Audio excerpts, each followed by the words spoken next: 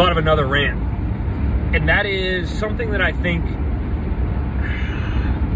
I don't want to say a majority, but a lot of lifters underutilize in training is true speed work.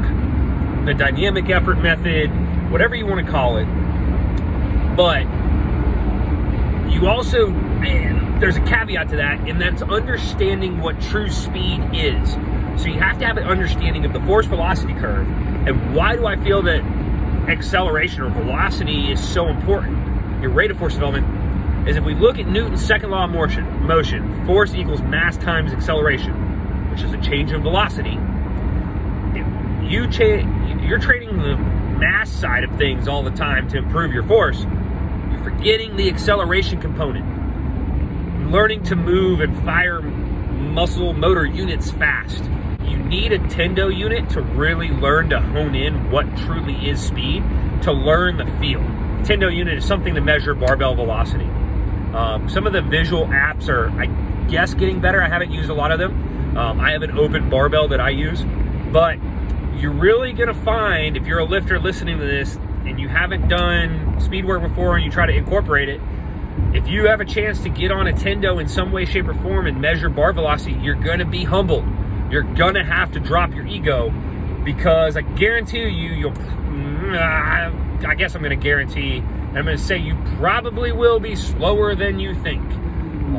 Understanding, like if we're going off of like a conjugate method or defining speed strength in 0.8 meters per second or faster in like a squat, a bench, or a deadlift for an average velocity, if you're trying to beat 0.8, you're probably going to be humbled at where you're going to have to start in terms of bar weight.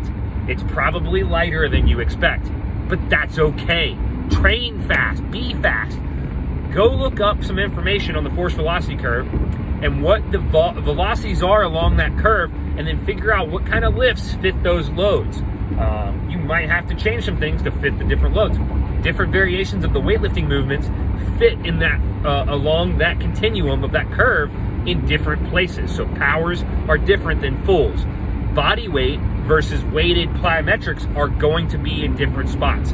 Understand those variables and figure out how to incorporate the speed end of the force velocity curve, that velocity end. Figure out how to incorporate it, and I think you'll see good things.